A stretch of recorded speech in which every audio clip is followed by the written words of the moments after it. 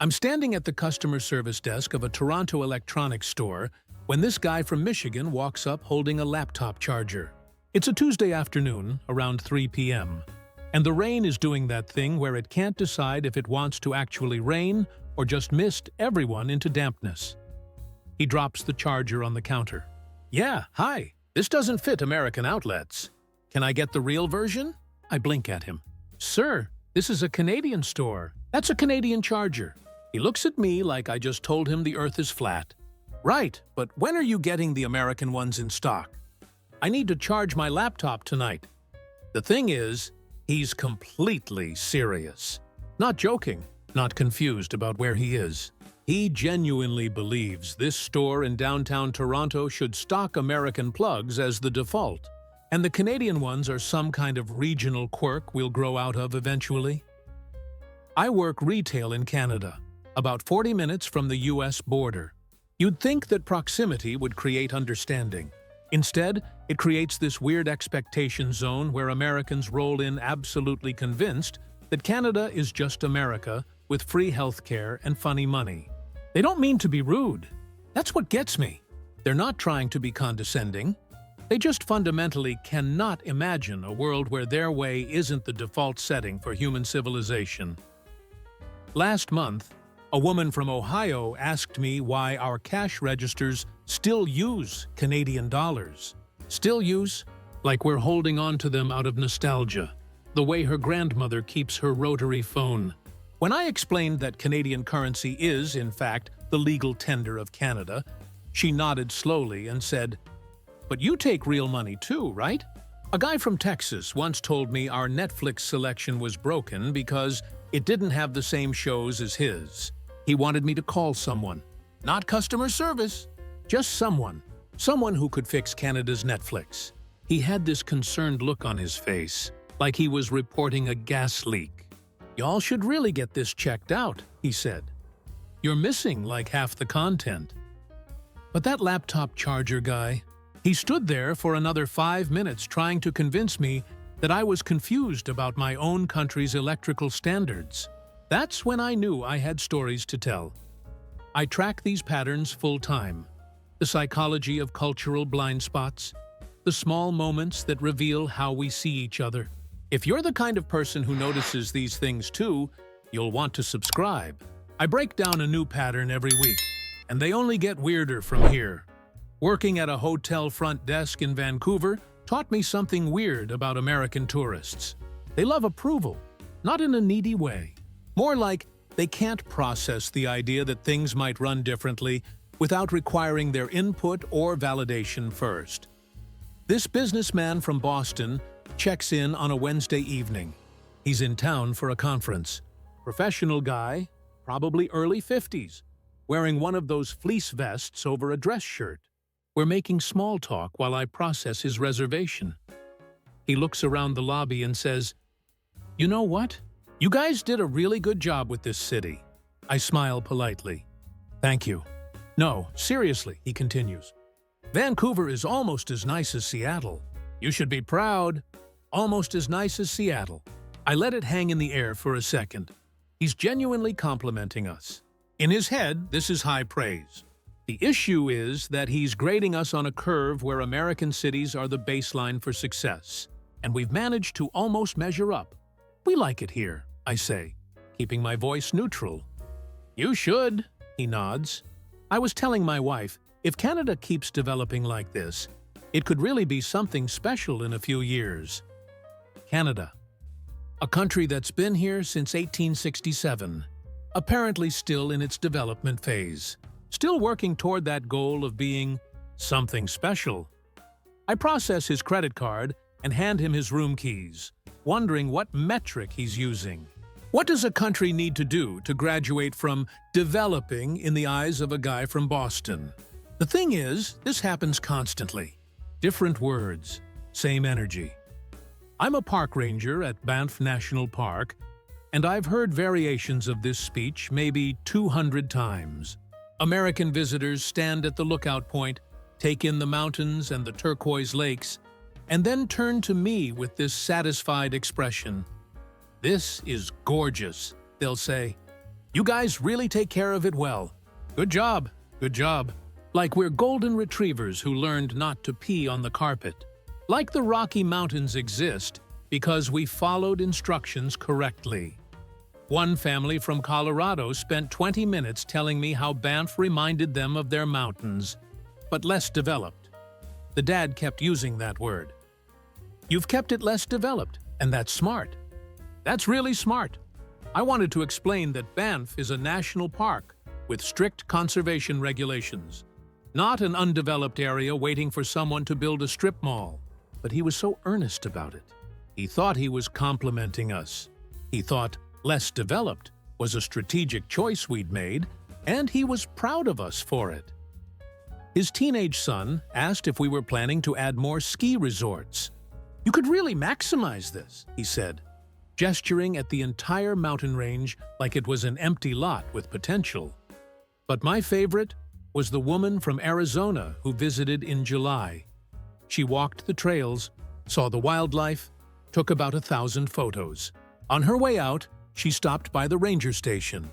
I have feedback, she announced. I grabbed a comment card. We take visitor feedback seriously. Maybe the trail markers were unclear.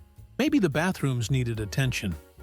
You should really promote this more in the States, she said. Americans don't know how good this is. You're not marketing it right.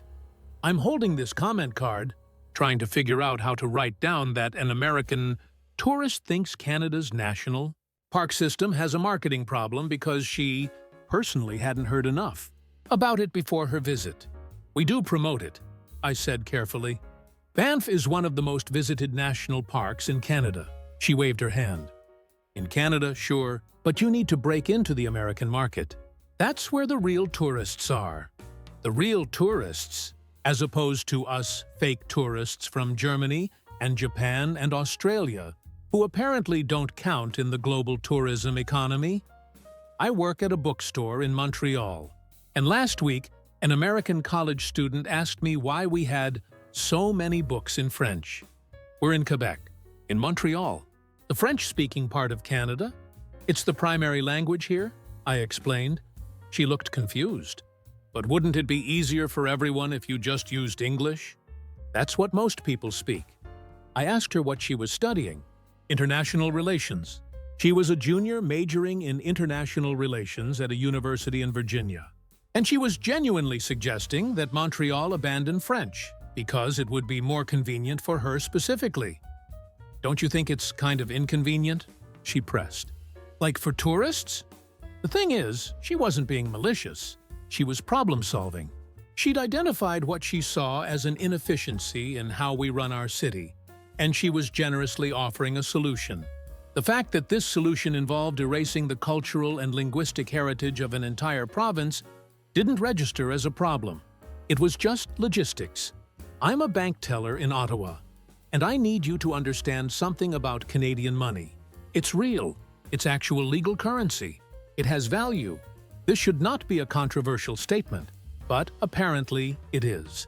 A tourist from Florida comes in on a Friday morning. He wants to exchange his US dollars for Canadian, which is normal. Standard transaction. I count out his Canadian bills and slide them across the counter. He picks them up, looks at them, and then looks at me. These are pretty, he says. But do you have the real ones? These are real, I say. This is Canadian currency, he laughs. No, I mean the actual money I can use. I explain, very slowly, that Canadian dollars are what you use in Canada. That's how currency works. You're in Canada, so you use Canadian money. He's nodding along, but I can see in his eyes that he's not quite buying it. But like, for real places, he says, if I want to buy something at a real store, they'll take American, right? A real store, as opposed to the fake stores that exist in his imagination, I guess. I tell him that most places near the border will accept US currency as a courtesy, but they'll give him change in Canadian dollars, and the exchange rate won't be great. He looks relieved. Oh, good. So I don't actually need this. He slides the Canadian money back to me. Sir, you're in Canada. You should have Canadian currency. Yeah, but I'll just use my regular money, he says. No offense, but I don't trust money I can't use back home. I let him take his US dollars. 3 hours later, he's back. Furious.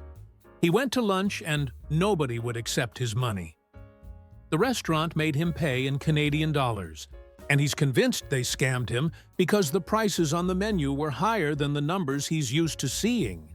A burger was $18. He shouts, 18! I pull up the exchange rate on my computer. That's about 13 US dollars, sir. He stares at the screen.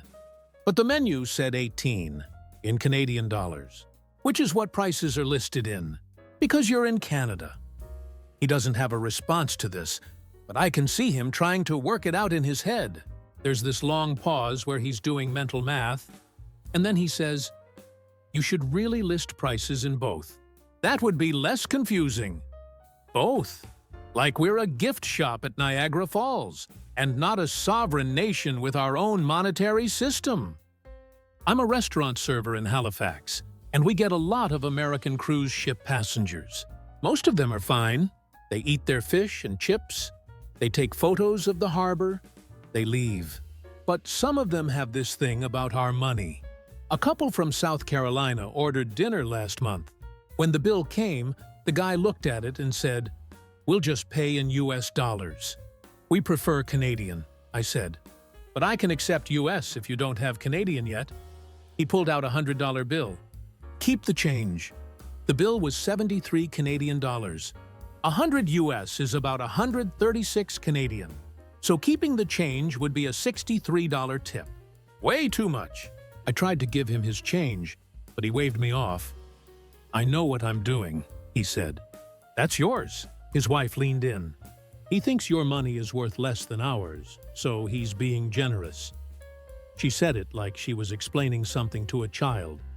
Like I, a person who lives in Canada and handles Canadian currency every day, didn't understand exchange rates. "Ma'am, I understand exchange rates. That's too much money." The husband got annoyed. "Are you really going to argue with me about wanting to tip you well?" I brought him his change in Canadian dollars, laid it out on the table, explained exactly what he'd paid in his currency versus ours. He looked at the bills like they were Monopoly money, and then he pocketed the change and left me 8 Canadian dollars on a $73 bill. His generosity lasted until he understood. Our money was real, but the wildest currency. Interaction I ever had was at a pharmacy in Toronto. I'm working the register when an American woman tries to pay for her prescription with a credit card. It gets declined. "That's weird," she says. "Try it again." I run it 3 more times. Declined every time. "Do you have another card or cash?" She pulls out another card, also declined. Then she gets this look on her face like she just figured something out. "Oh, you probably need an American credit card reader, don't you?" she says. "These machines probably only take Canadian cards. I've been processing international credit cards all day." "No, ma'am. We take all cards. Yours might be frozen for international transactions." She calls her bank, puts them on speaker. The representative confirms her card is locked for purchases outside the United States. She needs to authorize international use. "But I'm not international," she tells the bank person. "I'm in Canada." There's a pause on the line. "Yes, ma'am. Canada is international. You're outside the United States." "I know that," she snaps. "But it's Canada. That shouldn't count." The bank representative tries to explain what international means. She's having none of it. In her mind, there's America. And then there's actual foreign countries like France or China. And Canada is this weird in-between zone that shouldn't trigger international protocols. She ends up calling her son to bring her cash. Takes 45 minutes. The whole time, she's muttering about how the banking system is broken. I'm a tour guide in Quebec City, and I've learned that Americans don't just visit Canada. They audit us. They assess. They grade our performance as a country, and then deliver their findings like we've been waiting for their verdict. This group from Pennsylvania booked a walking tour of Old Quebec. 8 people, all related. Multi-generational family trip. Nice folks. They asked good questions about the history and architecture. Everything was fine until we stopped at a cafe. The grandmother ordered coffee. When it came in a proper ceramic cup instead of a to-go cup, she looked confused. "Do you not have paper cups?" she asked the server. "We do, but for here, we use ceramic," the server explained in accented English. The grandmother turned to me. "Is that a new thing? Are they trying to be fancy?" "It's pretty standard here," I said. "Environmental reasons, mostly. Less waste?" She nodded slowly, processing this. Then she announced to her entire family, "They use real cups here. We should start doing that back home." "This is better," her daughter agreed.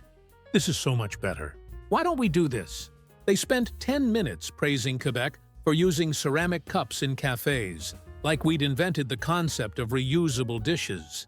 Like every cafe in America uses paper cups exclusively, and we'd discovered some revolutionary alternative. But then the son, maybe mid-40s, asked me, "So when did you guys start doing this? Was it recent?" "Cafes here have always used ceramic cups for dine-in service," I said. He looked skeptical. "Really? Always?" "As long as there have been cafes, yes." You could see him trying to reorganize his worldview. If Canada had been doing this better thing before America even considered it, that complicated his mental hierarchy of who innovates and who follows. "Huh," he finally said. "Good for you guys. Good for us." Like we'd finally caught up. I'm a museum guide at the Canadian Museum of History in Gatineau, and I do tours about Indigenous peoples and Canadian Confederation. Last month, I had a group that included a history teacher from Nebraska. She asked great questions, really engaged with the material. But at the end of the tour, she pulled me aside. "This is fantastic," she said. "You should really share this with American schools. We don't learn any of this." "Well, it's Canadian history," I said. "It makes sense that American schools focus on American history." She shook her head. "No, but this is important. This affects America too. You're right next door. Our students should know this." I didn't disagree, but the way she said it was interesting. Not, "I wish American schools taught more about Canadian history." More like, "You should be providing this information to us. Why haven't you sent this to our curriculum boards?" Like Canada's job is to educate Americans about Canada, and we've been failing in that duty. "You could create a program," she continued. "Send educators down to the States. Do presentations. Most Americans don't know anything about Canada, and that's kind of on you guys for not teaching us. That's kind of on us. Canada's fault that Americans don't learn about Canada. I wanted to suggest that maybe American schools could, I don't know, add it to their own curriculum." But she was already planning this whole outreach initiative in her head, where Canadian museums take responsibility for American education gaps. I work at a gym in Calgary, and we had an American member last year who stayed for 3 months. Work contract. He was fine. Worked out, didn't bother anyone. On his last day, he asked to speak to the manager. I thought there was a problem with his membership cancellation. Nope. He wanted to give feedback. "You guys run a good gym," he told my boss. "Really good. I was skeptical at first because, Canadian gym. But you proved me wrong." My boss thanked him, looking slightly confused. "I'm going to recommend this place to other Americans who come here for work," he continued. "You deserve more American members. You've earned it. You've earned it." Like American membership is some kind of prize we'd been working toward. Like the goal of our gym, located in Calgary, serving primarily Calgarians, was to eventually be good enough to deserve American approval. After he left, my boss just looked at me. Did he think we were nervous about whether he liked us? That's the thing. Yeah, on some level, I think he did. I think he genuinely believed we were hoping for his endorsement, that his opinion mattered more than the opinions of the 1,200 Canadians who already worked out there. But the story that really summarized everything happened at a Tim Hortons in Winnipeg. I'm in line behind an American family. 3 kids, 2 parents, all wearing matching t-shirts from some resort in Minnesota. The dad orders coffee. The cashier, who's maybe 19, asks if he wants a double-double. A what? The dad says, double-double. 2 cream, 2 sugar. The dad laughs. You guys have names for that? That's cute. Very Canadian, the cashier smiles politely. It's just what we call it. We should do that in America, the dad announces to his family. Give our coffee orders fun names.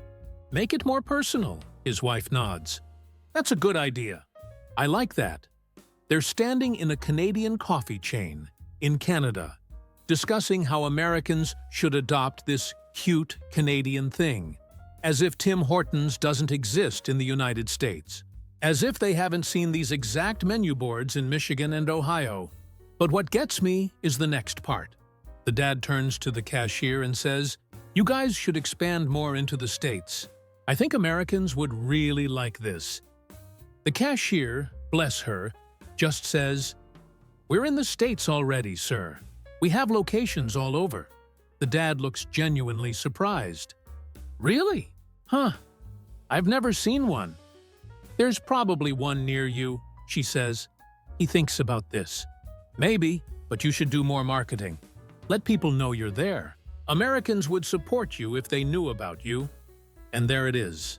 The whole thing condensed into one interaction. We exist, we operate. We have our own systems and culture and businesses. But somehow, in the American imagination, none of that counts until they notice it, approve it, and give us permission to continue. The family gets their coffee. They love it. On the way out, the dad tells the cashier, "Keep doing what you're doing." "You're doing great," she thanks him. He leaves. She looks at me and the other Canadians in line, and we all just exchange this look, this tired, amused, completely understanding look. Because we know that tomorrow, another American will walk in and discover something we've been doing for decades. They'll be delighted. They'll be impressed. They'll tell us we should keep it up. They'll suggest we expand. They'll give us feedback. They'll grade our country like it's a restaurant they're reviewing. And we'll smile. We'll say thank you. We'll take their order. This is the kind of cultural analysis most people feel, but never articulate. I spend my time finding these invisible patterns and making them visible, not just about Canada and America, but about how we all navigate cultural blind spots. The people who subscribe here aren't looking for outrage content. They're looking for the anatomy of these moments. If that's your speed, you belong here. You get used to being the project they're always surprised turned out well. The little country that could, the place that's almost as good as the real thing. They don't mean harm. They really don't. They're just so deeply convinced that their way is the default setting for humanity that they can't imagine we're not constantly looking south for approval, waiting to see if we've finally earned a gold star. But we're not waiting. We never were. We're just here, being Canada, with or without permission. I'll keep documenting these moments whether you subscribe or not. But the people who do? They're the ones who never unsee these patterns. Every video is a new lens. If you've made it this far, you already know whether this is for you.